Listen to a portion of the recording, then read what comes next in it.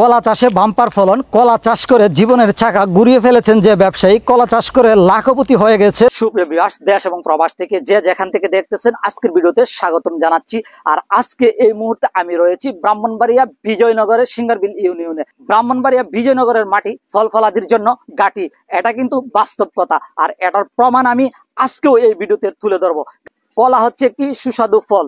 এই কলা আমাদের প্রতিদিন প্রতি সময়ে কিন্তু ছোট বাচ্চা থেকে নিয়ে বয়স্ক লোক থেকে নিয়ে সবাই কিন্তু আমরা কলা পছন্দ করি। আর এই কলা চাষ কি পরিমাণে কলা এসেছে, উনি কিভাবে লাভবান হয়েছে, কলা চাষ যে ব্রাহ্মণবাড়িয়া বিজয়নগরে এত পরিমাণে হয়, আজকের ভিডিওটি না দেখলে কিন্তু আপনারা বুঝতেই পারবেন না। গাইস, তাহলে চলুন আমরা ভিডিওটি শুরু করব। গাইস, আপনারা দেখতেছেন কলা বাগানে। এই মুহূর্তে আমি আপনাদেরকে কলা বাগানের কলাগুলি দেখাচ্ছি। কি পরিমাণে কলা আসছে আপনারা বুঝতে পারবেন। আসলে বিজয়নগরের মাটিতে কিন্তু সব ধরনের ফল হয়ে থাকে, ইতিপূর্বে তা প্রমাণিত হয়েছে। কিন্তু কলা চাষে কিন্তু এটা নতুন একটি আলোড়ন সৃষ্টি করেছে। আপনারা হয়তো দেখতেছেন একটি গাছে নয়, শ গাছে এমন কলার ছড়ি রয়েছে, বড় বড় কলার ছড়ি, যে ছড়িগুলিতে রয়েছে পুষ্টিকর কলা। আর কলার আকারে কিন্তু কলাগুলি অনেকটাই বড়, এমন কোনো গাছ নেই যে গাছে কলা আসেনি। আমি ভিডিও করার সময় যে গাছগুলি দেখেছি সবগুলি গাছে কিন্তু কলার ছড়ি ছিল, আকারে অনেকটাই বড়। আমি এই বাগানের মালিকের সাথে কথা বলে যেটা জানতে পেরেছি, উনি কিন্তু ইতিপূর্বে এই কলা বাগান থেকে কিন্তু অনেকগুলি কলার ছড়ি কেটে কিন্তু উনি বিক্রি করেছেন।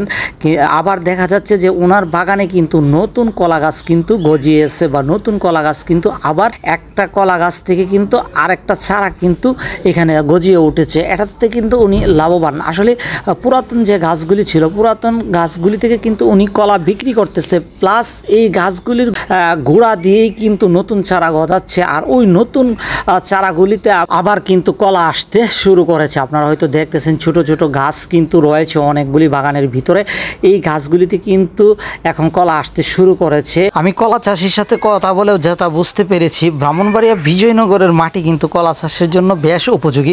আপনারা যদি কলা চাষ করতে চান ব্রাহ্মণবাড়িয়াবাসী, আপনারা অবশ্যই এই কলা বাগানটি পর্যবেক্ষণ করতে পারেন এবং চাচার কাছ থেকে আপনারা কিন্তু প্রয়োজনীয় প্রশিক্ষণ বা ওনার কাছ থেকে পরামর্শ নিতে পারেন। তবে উপজেলা কৃষি কর্মকর্তা কিন্তু এই কলা বাগানটি কিন্তু প্রদর্শনীর জন্য কিন্তু উনি রেখেছে।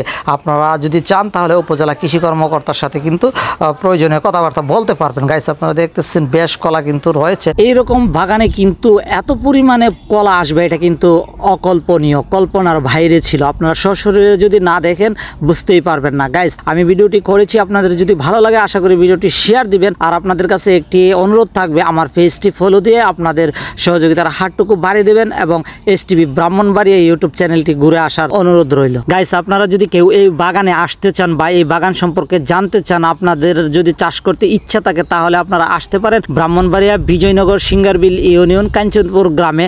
অনলি 5 মিনিট লাগবে। আপনারা যদি মেইন রোড থেকে পায়ে হেঁটে যান, এই বাগানটি আপনারা পরিদর্শন করতে পারেন। প্রয়োজনীয় পরামর্শ নিতে উপজেলা কৃষি কর্মকর্তার সাথে যোগাযোগ করুন। গাইস, এতক্ষণ আমি চেষ্টা করেছি ব্রাহ্মণবাড়িয়া বিজয়নগর সিঙ্গারবিল ইউনিয়নের কাঞ্চনপুর গ্রামের কলা বাগানটি তুলে ধরার জন্য, যাতে করে আপনারা উপকৃত হতে পারেন এবং এই কলা বাগানটি দেখে যাতে করে আপনারাও সামনের দিকে কলা চাষে আগ্রহী হন বা বিজয়নগরের চাহিদা মিটিয়ে দেশের বাহিরেও যাতে আপনারা রপ্তানি করতে পারেন, সেই প্রত্যাশাটুকু রেখে আজকের ভিডিও থেকে বিদায় নিব। ভালো থাকবেন, সুস্থ থাকবেন। এসটিভি ব্রাহ্মণবাড়িয়া।